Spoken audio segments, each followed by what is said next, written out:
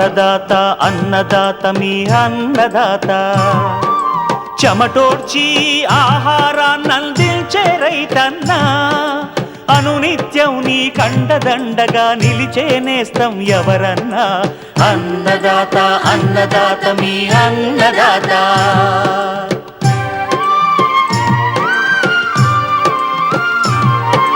నూతన రీతుల సాగుబడికి నూరింతలు పెరిగే దిగుబడికి సూచనలిచ్చే సస్య రక్షణకు పశు పోషణకి శాస్త్ర విజ్ఞానం అందించి ముందుకు నడిపే తెలుగు రైతు భారతదేశానికి మకుటం అయ్యేలా తీర్చిదిద్దే ఆశయంతో మిమ్ము మేలు కొలిపేది అన్నదాత అన్నదాత అన్నదాత మీ అన్నదాత అన్నదాత అన్నదాత మీ అన్నదాత. అన్నదాత ప్రేక్షకులకు నమస్కారం. ఈనాటి ముఖ్యాంశాలు: విడుదలకు సిద్ధంగా ఉన్న నూతన వరి రకం MTU 1290 క్షేత్రస్థాయిలో సత్ఫలితాలు. LPG గ్యాస్ ఇబ్బందులకు చెక్ పెడుతున్న గోబర్ గ్యాస్ 42 ఏళ్లుగా గృహ అవసరాలకు వాడుతున్న నెల్లూరు వాసి. లాభసాటిగా మేకల పెంపకం. పంటకు జీవతడి చివరి దశలో వరి పంటను కాపాడుకున్న నిర్మల్ రైతు.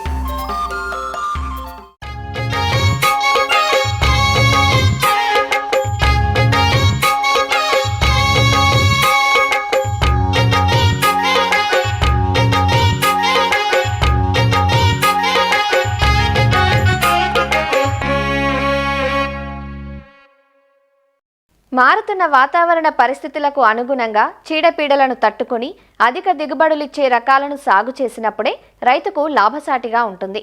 వరినే తీసుకుంటే ఈ పంటలో అందుబాటులో ఉన్నన్ని రకాలు మరే పంటలోనూ లేవనే చెప్పాలి. ఎప్పటికప్పుడు కొత్త రకాలు వస్తూనే ఉన్నాయి. పశ్చిమ గోదావరి జిల్లా మార్టేరు వరి పరిశోధనా స్థానం నుంచి మినీకిట్ 3వ దశను పూర్తి చేసుకొని విడుదలకు సిద్ధమవుతున్న రకం MTU 1290. ఇప్పటికే రైతుల క్షేత్రాల్లో మంచి దిగుబడులను నమోదు చేసిన ఈ రకం MTU 1010కి ప్రత్యామ్నాయం అంటూ MTU 1290 రకం విశిష్టతలను తెలియజేస్తున్నారు ఇక్కడి ప్లాంట్ బ్రీడింగ్ విభాగం ప్రధాన శాస్త్రవేత్త డాక్టర్ పి వెంకటరమణరావు. 3 సంవత్సరాల చిరుసంచుల ప్రదర్శన కంప్లీట్ చేసుకుని విడుదలకి సిద్ధంగా ఉన్న MTU 1290 అనే రకాన్ని మీరు చూస్తున్నారు. ఇది 1010ని అలాగే FL 478 అనే ఒక రకాన్ని ఈ రెండింటిని సంకరపరిచి జీవ సాంకేతిక పరిజ్ఞానం ఉపయోగించి సాల్టాల్ అనే జన్యువును MTU 1010లోకి జొప్పించి తయారు చేసిన రకం. ఇది మనకి 1010ని పోలి ఉంటుంది. దాల్వాకు వచ్చేటప్పటికి ఇది 117 నుంచి 120 రోజుల కాల పరిమితి. ఇది గింజ పొడవుగా ఉండి మనకి ఏదైతే లాంగ్ స్లెండర్ గ్రెయిన్ అంటే సన్నము గింజ పొడవు అని అంటామో ఎక్స్పోర్ట్ క్వాలిటీకి 1010కి దగ్గరగా ఉండే రకం. ఇది మన దగ్గర పరీక్ష చేసినప్పుడు 1010 కంటే దాదాపు 8 నుంచి 10% అధిక దిగుబడి ఇవ్వడం జరిగింది. అలాగే దీన్ని మల్టీ లొకేషన్ ట్రయల్ చౌడును తట్టుకోవడానికి రూపొందించింది కాబట్టి మనకి 1010 మీద చౌడు భూముల్లో దాదాపు 40% అధిక దిగుబడి.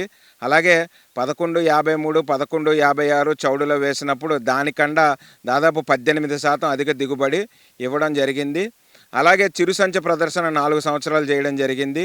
చిరుసంచి ప్రదర్శన యావరేజ్ తీసుకున్నట్లయితే ఈ 1010 కానీ 1153, 56, 1121 అలా చౌడు ప్రాంతాల్లో పరీక్షించినప్పుడు దాదాపు వీటన్నిటికంటే 12% అధిక దిగుబడిని ఇవ్వడం జరిగింది. ఇది ఏదైతే అనుకున్నామో గింజ లాంగ్ సిలిండర్ అంటాము, అంటే గింజ సన్నమి పొడవు గింజ రకము. ఇది దాదాపు 6.3 మిల్లీమీటర్ల గింజ పొడవు ఉంటుంది. ఎగుమతులకి బాగా అనుకూలమైన రకం. మనకి విడుదలకి సిద్ధంగా ఉన్న ఈ 1290 అనే రకం మనం గురించి ఇప్పుడు మనం తెలుసుకున్నాం. ధన్యవాదాలు.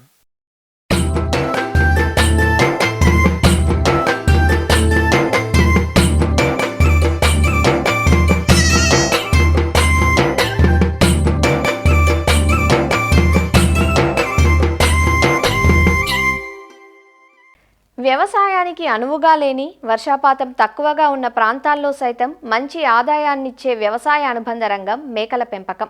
మేకలు కలుపు మొక్కలను, ముళ్ళ పొదలను, పంట కోసిన మోళ్లను సమర్థంగా ఉపయోగించుకొని విలువైన మాంసం, చర్మం, పంట పొలాలకు అధిక సత్తువ గల ఎరువునిస్తాయి. వీటిని పశువులతో గాని గొర్రెలతో గాని పోలిస్తే తక్కువ ఖర్చుతో మామూలు పాకల్లో లేదా ఆరుబయట పెంచవచ్చు. ఇతర పశువులతో పోలిస్తే త్వరగా వృద్ధి చెంది ఒకే ఈతలో 2 లేదా 3 పిల్లలు ఈనడం, అధిక రోగనిరోధక శక్తి కలిగి ఉండటం వల్ల బాగా ఆదాయపరంగా ఉంటుంది. రైతులు వారి ప్రాంతానికి అనువైన జాతులను ఎన్నుకోవడం వల్ల లాభసాటిగా మేకల పెంపకం చేపట్టవచ్చు. వివరాలు ఇప్పుడు చూద్దాం. మేకల పెంపకంలో ప్రధానమైనది జాతుల ఎంపిక. మేకల్లో అనేక జాతులు ఉన్నప్పటికీ కొన్ని మాత్రమే లాభసాటిగా రైతులు పెంచుకోగలుగుతారు. వాటిలో ప్రధానమైనవి జమునాపరి. ఇది మేక జాతుల్లో ఎత్తైనది. ఈ జాతి మేకలు ఉత్తరప్రదేశ్లోని మధుర ప్రాంతంలో దొరుకుతాయి. ముక్కు భాగం ఉబ్బెత్తుగా ఉండి ఒత్తుగా వెంట్రుకలుంటాయి. చెవులు పొడవుగా ఉండి వేలాడుతూ ఉంటాయి. మగ, ఆడ మేకల్లో రెండింటిలోనూ కొమ్ములుంటాయి. బార్బరీ జాతి మేకలు పొట్టి మేకలు. ఉత్తరప్రదేశ్లోని మధుర, ఇటావా ప్రాంతాల్లో ఉంటాయి. ఈ జాతి ఒకే ఈతలో 2 లేదా 3 పిల్లలను ఈనుతుంది. ఇవి చిన్నగా తెల్లగా ఉండి చర్మంపై లేత గోధుమ రంగులో మచ్చలు ఉంటాయి. చెవులు చిన్నగా ఉండి నిక్కబొడుచుకొని ఉంటాయి. మేకపోతుల్లో కొమ్ములుంటాయి. బీటల్ జాతి మేకలు పంజాబ్, హర్యానాలో లభిస్తాయి. ఇవి పెద్దగా ఉండి నల్ల రంగులో ఉంటాయి. ముక్కు భాగం ఉబ్బెత్తుగా ఉంటుంది. ఉస్మానాబాద్ జాతి మేకలు మహారాష్ట్రలోని ఉదయగిరి, లాతూర్, ఉస్మానాబాద్ జిల్లాల్లో లభ్యమవుతాయి. శరీర ఆకారం పెద్దగా ఉండి నల్ల రంగులో ఉంటుంది. బ్లాక్ బెంగాల్ మేకలు చిన్నగా ఎక్కువగా నల్ల రంగులో ఉంటాయి. అక్కడక్కడ గోధుమ, తెలుపు రంగులో ఉంటాయి. వీటి చెవులు మొనదేలి ఉంటాయి. ఇవి త్వరగా చూడికొచ్చి ఎక్కువ పిల్లల్ని పెడతాయి. మేకల్లో మేకపోతుల్లో కొమ్ములుంటాయి. వీటి చర్మం చాలా ఖరీదైనది. మాంసానికి ప్రసిద్ధి చెందింది. మేకలు పెంచే గృహ వసతి కోసం ఎత్తైన, నీరు నిల్వని, మురుగునీరు బయటకు పోయే ప్రదేశాల్లో మేకల కొట్టాలను నిర్మించాలి. ఎల్లప్పుడూ చల్లగా, పరిశుభ్రంగా, తగినంత గాలి ప్రసరించేలా చూడాలి. స్థానికంగా దొరికే కలప లేదా రాతి స్తంభాలపై కొట్టాలు వేయవచ్చు. పైకప్పును ఎండిన గడ్డితో కాని, తుంగ లేదా తాటి ఆకులతో గాని వర్షపు నీరు కారకుండా కప్పాలి. మేకలకు అందుబాటులో ఉండేలా దాణా, నీటి తొట్టెలను నిర్మించాలి. షెడ్ చుట్టూ చల్లదనం కోసం మేతనిచ్చే చెట్లు పెంచాలి. పాకలో సరిపోయినంత స్థలం ఉండాలి. ఒక్కొక్క ఆడమేకకు 1 చదరపు మీటరు స్థలం, మేకపోతుకైతే 2 చదరపు మీటర్లు, అలానే మేక పిల్లకు 0.5 చదరపు మీటర్ల స్థలం ఉండేలా చూడాలి. మేకలను కనీసం రోజుకు 8 నుంచి 10 గంటల వరకు బీడు భూముల్లో, పంట కోసిన పొలాల్లో, అడవుల్లో మేపాలి. వీటితో పాటు పశుగ్రాసాన్నిచ్చే సుబాబుల్, అవిస, రావి, తుమ్మ, అల్లనేరేడు, సీమచింత ఆకులను సమృద్ధిగా ఉపయోగించవచ్చు. అలానే కాయజాతి ఏకవార్షికాలైన జొన్న, సజ్జ, మొక్కజొన్న, పప్పుజాతి పశుగ్రాసాలైన అలసంద, హెడ్జిలూసన్, స్టైలో కూడా అందించవచ్చు. పచ్చిమేత ఇచ్చేటప్పుడు సుమారుగా 1 కిలో చెట్ల ఆకులు, 1 కిలో కాయజాతి పచ్చిమేత, 3 కిలోల ఇతర పశుగ్రాసాలు ఇవ్వాలి. విత్తనపు మేకపోతులకు విడిగా వసతి కల్పించి వాటికి కావలసిన పోషకాహారాన్ని సమకూర్చాలి. ఒక్కొక్క మేకపోతుకు 300 గ్రాముల చొప్పున మిశ్రమ దాణా ఇవ్వాలి. దాటడానికి ఉపయోగించే రోజుల్లో దాణా రోజుకు 500 గ్రాముల చొప్పున ఇవ్వాలి. శుభ్రమైన తాగునీటిని అందుబాటులో ఉంచాలి. పోషక విలువలు ఉండేలా దాణా మిశ్రమాన్ని తయారు చేసుకుని వాటికి అందించాలి. మేకలు దాటించే వయసు వచ్చేసరికి కనీసం 25 కిలోల బరువుండాలి. ఆడమేకలు ఆరోగ్యంగా ఉంటే 6 నుంచి 7 నెలల తర్వాత మొదటి ఎదకొస్తాయి. మేకలు ఎదలో 1 నుంచి 3 రోజులుంటాయి. ప్రతి 21 రోజులకొకసారి ఎదలోకొస్తాయి. ఎదలో ఉన్న మేకలను మంచి జాతి లక్షణాలున్న మేకపోతుతో దాటించాలి. మేకల గర్భధారణ కాలం 150 రోజులు. ఒక మేకపోతు సుమారు 20 నుంచి 30 ఆడమేకలకు సరిపోతుంది. చూడి కట్టిన 3 నెలల తర్వాత మేకల కడుపులోని పిల్లల పెరుగుదల ఎక్కువగా ఉంటుంది. ఈ సమయంలో చూడి మేకలకు మంచి దాణా ఇవ్వాలి. మేకపిల్లలు పుట్టిన వెంటనే ముక్కు రంధ్రాలు, నోటిపైనున్న పొరలను తీసివెయ్యాలి. మేకపిల్లల బొడ్డుకు టింక్చర్ అయోడిన్ పుయ్యాలి. ఈనిన వెంటనే మేక పొదుగును శుభ్రంగా కడిగి పుట్టిన 6 గంటల వ్యవధిలోపు ముర్రుపాలు తాగించాలి. 2 నెలల వయసు వచ్చే వరకు మేకపిల్లలకు తల్లిపాలు తాగించాలి. ఆ తర్వాత తల్లిపాలు పూర్తిగా మాన్పించి వాటికి దాణా, పచ్చిమేత, లేత ఆకులు అందుబాటులో ఉంచాలి. మేకపిల్లల షెడ్లను శుభ్రంగా ఉంచాలి. లేనట్లయితే అవి నేల నుంచి వచ్చే క్రిముల వల్ల అజీర్తికి గురవుతాయి. షెడ్లలో ఉప్పు, లవణ మిశ్రమ ఇటుకలను ఏర్పాటు చెయ్యాలి. మేకపిల్లలకు 20 రోజుల వయస్సులో నట్టల నివారణ మందులు తాగించి టీకాలు వేయించాలి. ఇతర పశువులతో పోలిస్తే మేకల్లో రోగనిరోధక శక్తి ఎక్కువగా ఉంటుంది. కాబట్టి రోగాలకు గురయ్యే అవకాశం తక్కువ. సాధారణంగా మేకల్లో పారుడు వ్యాధి కనిపిస్తుంది. వైరస్ క్రిముల వల్ల ఈ వ్యాధి వ్యాపిస్తుంది.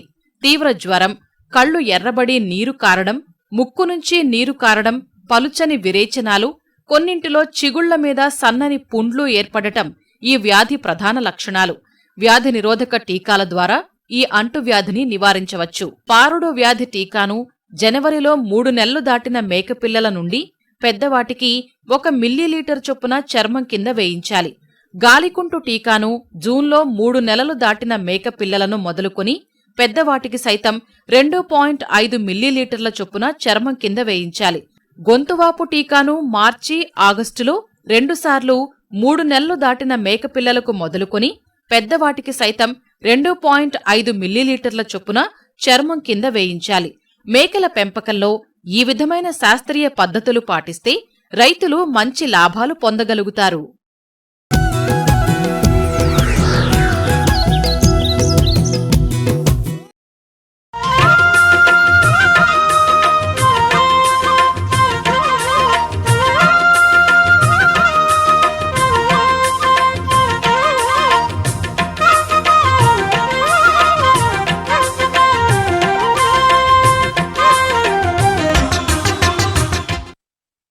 యుద్ధ ప్రభావం మన వంటింటి దాకా చేరింది. అలానే ఎల్పీజీతో పాటు పెట్రోల్, డీజిల్, బొగ్గు ఇలా సంప్రదాయ ఇంధనాల ధరలు రోజురోజుకి మండిపోతున్నాయి. విచ్చలవిడి వినియోగం వల్ల క్రమేణా తరిగిపోతున్నాయి. కానీ ఎంత వాడుకున్నా ఎప్పటికీ తరగని సహజ ఇంధన వనరులు మన చుట్టూనే అందుబాటులోనే ఉన్నాయి. వాటిని గుర్తించి సద్వినియోగం చేసుకుంటే చాలు.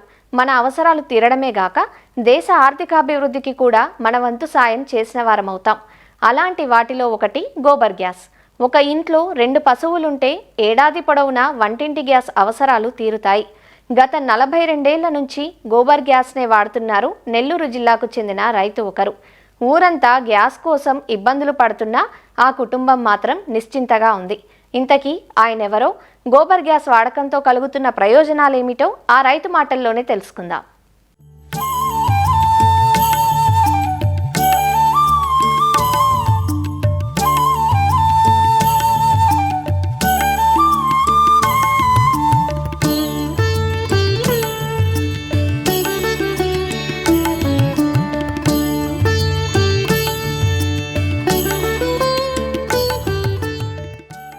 గోబర్ గ్యాస్ అనేది ఆవు పేడను ఆక్సిజన్ లేని వాతావరణంలో కుళ్ళపెట్టడం ద్వారా ఉత్పత్తి అయ్యే మిథేన్ మరియు కార్బన్ డయాక్సైడ్ల మిశ్రమం. ఇది వంటకు, విద్యుత్ ఉత్పత్తికి ఉపయోగపడే చౌకైన, పర్యావరణ అనుకూలమైన పునరుత్పాదక ఇంధనం. దీని నుండి వచ్చే ఉప ఉత్పత్తి స్లరీని తిరిగి పంటలకు నాణ్యమైన సేంద్రియ ఎరువుగా ఉపయోగించవచ్చు. ఇక్కడ చూడండి, 1984వ సంవత్సరం నుంచి నేటికి నిరంతరాయంగా ఈ గోబర్ గ్యాస్ ను వినియోగిస్తున్నారు నెల్లూరు జిల్లా సంగం మండలం దువ్వూరు గ్రామానికి చెందిన రైతు జిలుముడి వెంకట కృష్ణారెడ్డి. 1983లో ఎన్టీఆర్ ప్రభుత్వం గ్రామీణ ప్రాంతాల్లో గోబర్ గ్యాస్ తయారీని ఒక ఉద్యమంలా ప్రోత్సహించింది. ఆ సమయంలో ఈ రైతు దీన్ని నిర్మించుకున్నారు. ఇందుకోసం అప్పటి ప్రభుత్వం సబ్సిడీలు కూడా అందించింది. కాలానుగుణంగా తోటివారు గోబర్ గ్యాస్ కు దూరమైన కృష్ణారెడ్డి తరువాతి తరం వారు కూడా నేటికి ఈ గోబర్ గ్యాస్ ను కొనసాగిస్తున్నారు. 84 నుంచి ఆడుతున్నాం. అంతా గవర్నమెంట్ సబ్సిడీ. 10 అడుగులు లోతు గుంటతో వేరు. అక్కడ సిమెంట్ కంకర వేసి బాగా దిమిసేసేసి బాగా పూసేశారు. అక్కడి చుట్టూ రౌండ్గా గోడ కట్టుకొని వచ్చారు. దాంట్లో సగాటికి అరగట్టారు. మనం పోసిన పేడ ఒక అరలో పడిపోద్ది. మళ్ళా వేస్ట్ ఇంకొక అరలోకి పోద్ది. ఆ వేస్ట్ బయటకు వచ్చేస్తుంది దానికైతే. అదే మనం పొలానికి మళ్ళా తోలుకునేది. కావాల్సినంత గ్యాస్ వస్తుంది. మాకు సరిపడేటట్టు మాకు 6 ఉన్నాం. మాకు అందరికి సరిపోద్ది. ఒక్కొక్క రోజు స్నానం చేసేదానికి కూడా నీళ్ళు కాగతాయి. 2 బర్రెలు ఉంటాయి మాకు. ఆ 2 బర్రెల పేడ సాయంకాలం 5 గంటలకి కలిపి దోసేస్తాం లోపలికి. మళ్ళీ తెల్లారికి మళ్ళీ గ్యాస్ ఉత్పత్తి అవుతుంది బాగా. గ్యాస్ ఉండే కొంది డ్రమ్ము పైకి లేస్తూ ఉంటుంది. గ్యాస్ కొంచెం తగ్గే కొంది సాయంకాలానికి మళ్ళీ తగ్గిపోద్ది. మళ్ళీ ఉదయానికి మళ్ళీ బాగా పైకి లేస్తుంది డ్రమ్ము. అన్నం కూరలు టిఫిన్ అంతా దాని మీదనే. మాకు ఈ గ్యాస్ కూడా ఉంది. అయినా ఈ గ్యాస్ లేకపోతేనే ఆ సిలిండర్ గ్యాస్ మెయింటెనెన్స్ ఏముండదు పెద్దగా. ఎప్పుడన్నా ఒక తడవ డ్రమ్ము మార్చినాం ఇన్నేళ్ళ నుంచి. మాకు 1984 నుంచి ఈ బయోగ్యాస్ అనేది ఉంది. ఇది మీథేన్ గ్యాస్. నేను చిన్నప్పటి నుంచి మా తాత వాళ్ళు దీన్ని చేస్తూ ఉంటారు. దీంట్లో మార్నింగ్ 2 డబ్బాలకి మనం పేడ కలిపామంటే ఇంక మనకు ఒక 1-2 అవర్స్లో మనకు ఆ గ్యాస్ అనేది ఫామ్ అవుతుంది. ఇంకా మనం ఆ గ్యాస్తో మనం ఇంకా టిఫిన్స్, కుకింగ్కి, కర్రీస్, అన్నం అన్నీ వండుకోవచ్చు. అది దీనివల్ల మనకేమి అంత ఇప్పుడు సిలిండర్ మన హెచ్పి గ్యాస్, ఇండియన్ గ్యాస్ లాగా అంత ప్రమాదం ఏం లేదు. ఒకవేళ లీక్ అయినా అంత ప్రమాదం ఏం లేదు. మనం లైట్స్ వేయచ్చు, అంత పెద్ద ప్రమాదం ఏం రాదు. ఈ గ్యాస్ కూడా ఏంటంటే లైక్ ఇండియన్ గ్యాస్ లాగా కొంచెం స్మెల్ వస్తుంది. మనకు తెలుస్తుంది గ్యాస్ లీక్ అవుతుంది అని కూడా తెలుస్తుంది. కానీ ప్రెషర్ దాంతో పోల్చుకుంటే అంత హెవీగా ఉండదు. బట్ మనకి అవసరానికి సరిపోయేంత వరకు వస్తుంది. మేము ఫస్ట్ బయోగ్యాస్ యూస్ చేస్తాము. ఇది మరీ డౌన్ అయిపోయింది అంటే ఈ గ్యాస్ ఎంత ఉందని మనం ఎలా చెప్తామంటే మన డ్రమ్ అనేది ఎంత హైట్లో ఉంది దాన్ని బట్టి మనకి ఇండికేషన్ అర్థమవుతుంది. సో ఇప్పుడు మనకి డ్రమ్ లోగా ఉంది, గ్యాస్ లేదన్నప్పుడు ఇంక మనం నార్మల్ బయట గ్యాస్ని మేము యూజ్ చేస్తాం. అది వర్షాకాలంలో మేము ఎక్కువ బయట గ్యాసే యూజ్ చేస్తాము. అంటే మనకి బఫెలోస్ నుంచి మనకి పేడ రావాలి అంటే ఈ వర్షాకాలంలో ఎక్కువ రాదు. వర్షాలకి కొంచెం పేడ పోతూ ఉంటుంది వాటర్ వల్ల. సో పేడ కదా వేయలేము. ఇంకా దీనికి మెయింటెనెన్స్ మినిమం 6 to 10 years మధ్యలో ఆ డ్రమ్కి చుట్టూరు ఆ ఐరన్ రేక్ అనేది ఏమవుతుంది అంటే తుప్పు పట్టిపోతుంటుంది. దాన్ని మనము మళ్ళీ చేపించుకోవాలి. ఈ డ్రమ్ము నుంచి మన ఇంట్లోకి మనకి పైప్ లైన్ ఉంటుంది. ఈ అవుట్ సైడ్ బయట ఉండే టెంపరేచర్ వల్ల ఏమవుతుందంటే ఆ పైప్లో వాటర్ ఫామ్ అవుతాయి, వేపర్స్ అని ఫామ్ అవుతాయి. ఆ వాటర్ ఉండడం వల్ల ఏమవుతుందంటే ఈ గ్యాస్ ఫ్లో అనేది బాగా ప్రాపర్గా అవ్వదు. లైక్ మనకి ఎఫిషియెంట్గా ఫైర్ అనేది రాదు.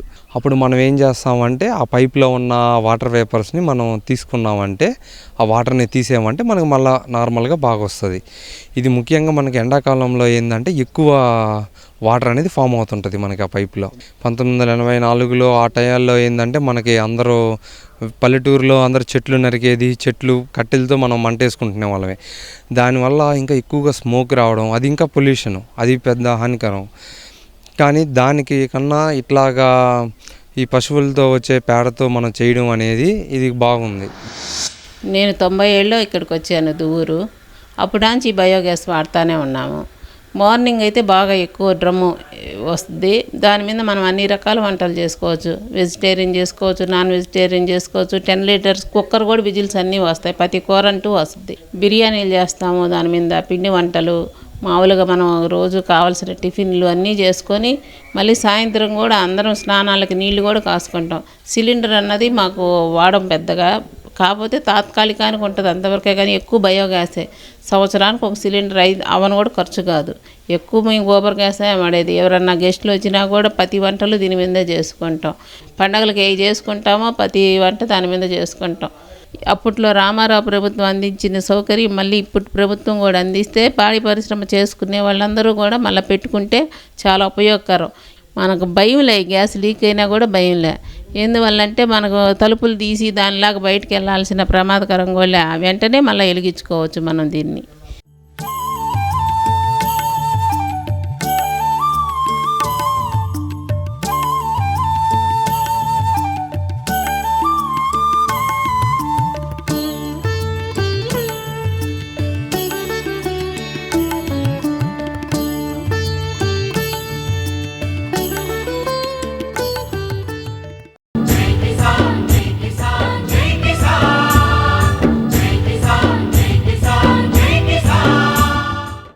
వ్యవసాయ సమాచారం ఇప్పుడు జై కిసాన్లో చూద్దాం.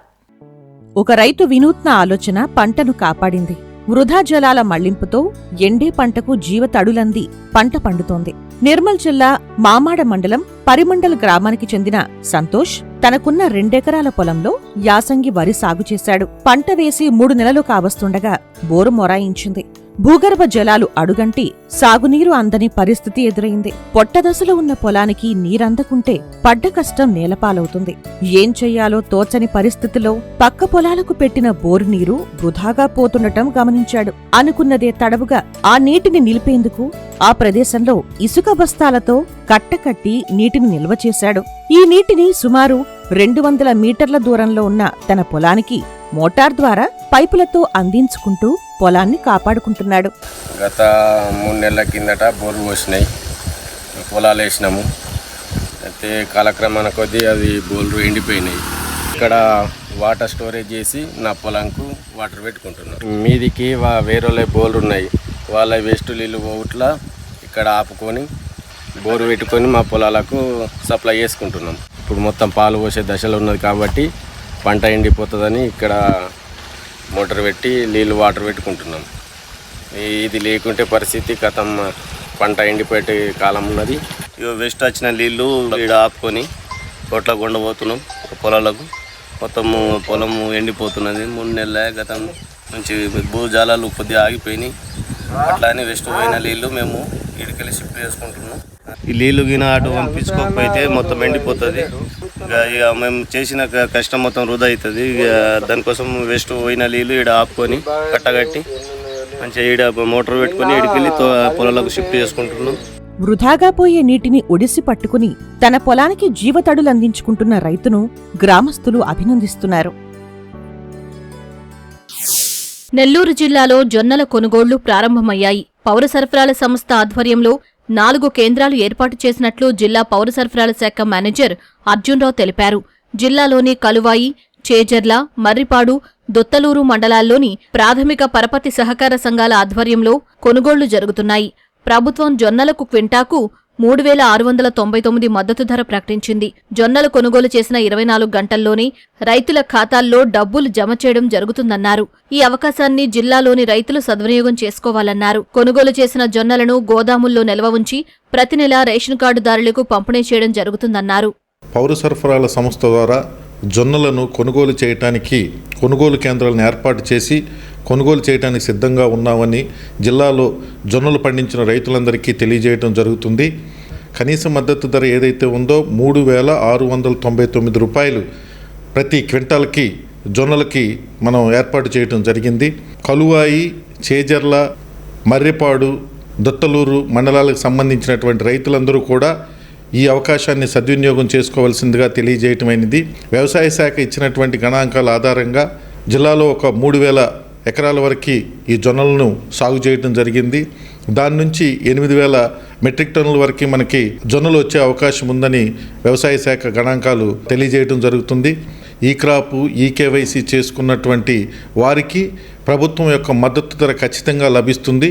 ఎవరూ కూడా బయట ఓపెన్ మార్కెట్లో అమ్మి తాము నష్టపోవాల్సిన అవసరం లేకోకుండా ప్రభుత్వం రైతుల యొక్క సంక్షేమాన్ని కోరి జొన్నల కొనుగోలు కేంద్రాలను ఏర్పాటు చేయడం జరుగుతూ ఉంది. సేకరించినటువంటి దాన్ని మండల స్థాయి గిడ్డంగులు మరియు బఫర్ గోడౌన్స్లో వాటిని నిల్వ చేసి మనం ప్రతి నెలా కూడా మళ్ళీ ప్రజా పంపిణీ వ్యవస్థ ద్వారా వాటిని తిరిగి కార్డుదారుడికి అందజేసే విధంగా జిల్లాలో సేకరించడం జరుగుతుంది. మరిన్ని విభిన్న అంశాలతో రేపటి అన్నదాతలో మళ్ళీ కలుసుకుందాం. నమస్కారం.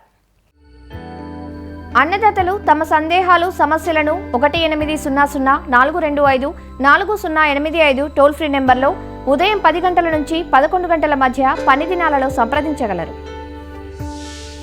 ఈ కార్యక్రమాన్ని యూట్యూబ్లో www.youtube.com/annadaata ETV లింక్ ద్వారా వీక్షించవచ్చు.